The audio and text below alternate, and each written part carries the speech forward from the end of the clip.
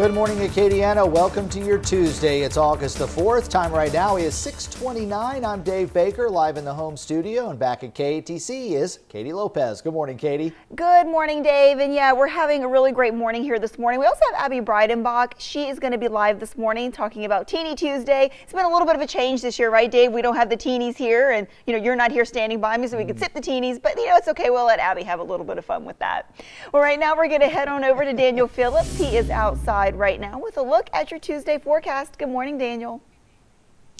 Well, beautiful start to the morning. It's a little warm outside, but that's what you would expect for early August morning. It's nice, clear skies. You can still see the moon. It's looking pretty out early on this morning, and it's going to be another hot day today. We're going to see those temperatures work their way into the lower 90s. I think we'll probably get up about 92, 93 degrees somewhere today.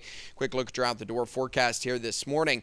Sunny skies gives way to a hot afternoon. Again, temperatures in the low 90s, and it's quiet all the way through the rest of the week. We'll have a look at that extended forecast coming up here in just a bit. Well, we start this morning in Lafayette, where two city council members are working to remove parish influences from city parks and recreation matters. Tonight, a special meeting will take place to discuss just who should be in charge of parks and rec funding. City Councilwomen Nanette Cook and Liz Hebert want the city to pull funding for parks and recreation facilities outside Lafayette city limits. They're proposing an ordinance that would separate city parks funding from parish parks money, allowing the city council to be the sole decision maker over those matters. Parish Councilman Kevin Naucan says that the parish is ready to give the city $200,000 from the Parish Reserve Fund, with money that comes from the rededication of parish library funds. We're tasked to watch the funds for the city of Lafayette, to figure out where those funds are going, to use them to the best that they can be used. And this is our first step to doing that. I definitely understand where they're coming from. I just would like to send them a message and say the parish has something coming for you guys, and we're gonna take care of the north side, and we're gonna get these rec centers open ASAP. And the parish has found the funding, and we want to share it. Our investigative team crunched the numbers to find out exactly how much the city and parish pay into parks and recreation. Well, here's what we found out. Last year, the Parks and Rec budget was $7 million. The city contributed $6.2 million to that budget through a property tax in the city's general fund. Another $580,000 came from Parks and Rec rentals and program fees. The parish contributed only $374,000, all from its general fund. Looking ahead to Thursday, the Lafayette City and Parish Councils will review the proposed Parks and Rec budget. That proposed budget would close 4 Northside recreational centers and cut 37 Parks and Rec employees, including the entire Parks Police Department. More updates out of the Park and Rec Department. LCG Chief Administrative Officer Sidra Wingirter is now overseeing the Parks and Rec Department. This comes after Interim Director Frank Wittenberg retired to become Karen Crow's Park and Rec Director. According to an LCG spokesman, Wingirter is not receiving any additional pay for her new duties. Here's your weather on the 3s.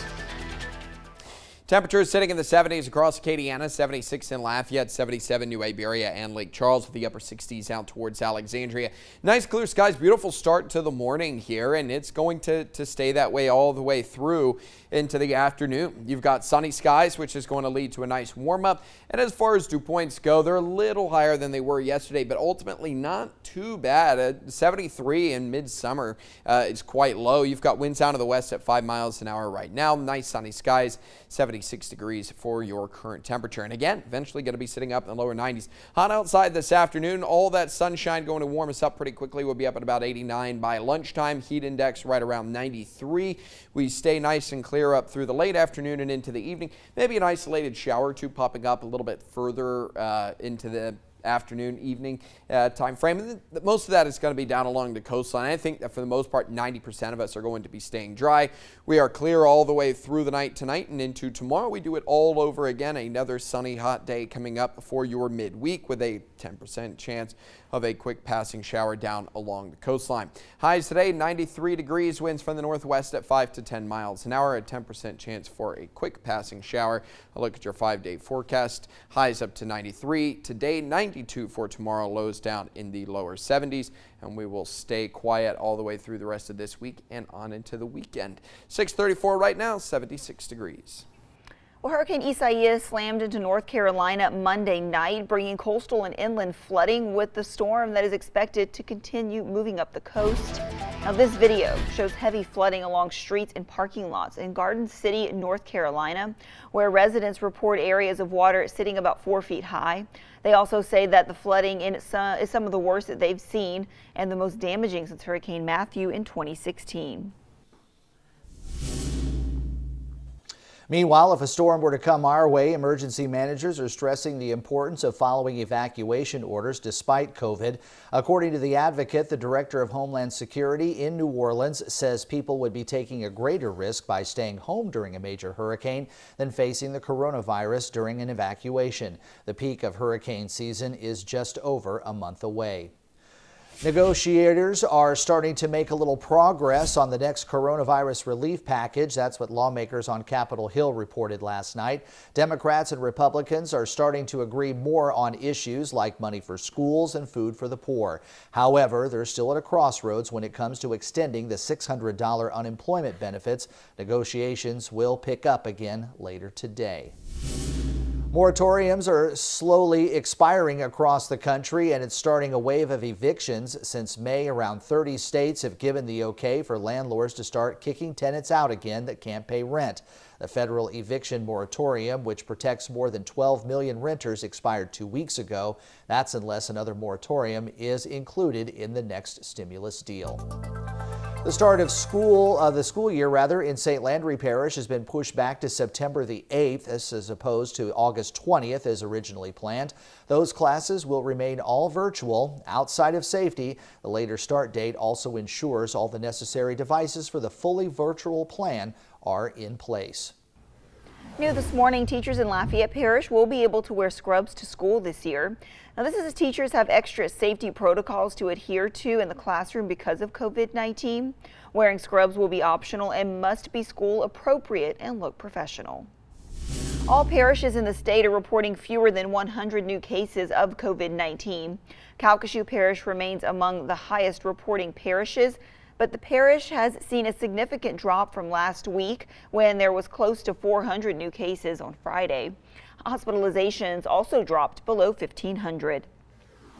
Right now, Tulane is studying an antibody treatment that they say could be highly effective at preventing coronavirus from multiplying once it infects you. Some animal toxicology studies will need to be completed before they can move to human trials. Researchers say the treatment will prove useful to frontline workers who are regularly exposed to the virus. The pandemic is also forcing UL to make some changes to its summer graduation.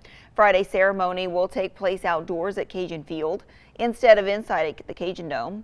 The university will assign seating for graduates and attendees to ensure social distancing. Guests and graduates will also be required to wear masks. Later today, Governor John Bel Edwards will hold a briefing on the state's response to the pandemic. That will begin at 2:30, and you can watch it right here on KATC or stream it live at KATC.com. Back in Lafayette, an impaired driver that killed a UL doctoral student is facing 6 years in prison. Dakota Richey, pleaded guilty to negligent homicide and drug charges in connection with the April 2017 crash that killed Brad Wedlock. Happening today, challenges against 2 Lafayette City Marshal candidates will go to court. Nathan Broussard is facing allegations that he doesn't meet residency requirements. Meanwhile, Brian Pope is facing claims from the Ethics Board that he owes outstanding fines and claims from the DA that he's not a registered voter. Also happening today, the Lafayette City and Parish Councils will each introduce ordinances to put an early voting precinct on Lafayette's north side. Both ordinances would make the Martin Luther King Center an early voting site. Meanwhile, the Parish Council will vote on an ordinance that would make the East Regional Library an early voting site. The time right now is 6:39. Still to come on GMA, the 3 o'clock project is in its final week of meal distribution. We'll have those times and locations coming up. I'm live at Healing House for this summer's Teeny Tours, and coming up we'll show you a delicious watermelon martini. And Daniel will have another look at our forecast, but first, here's this morning's Pledge of Allegiance.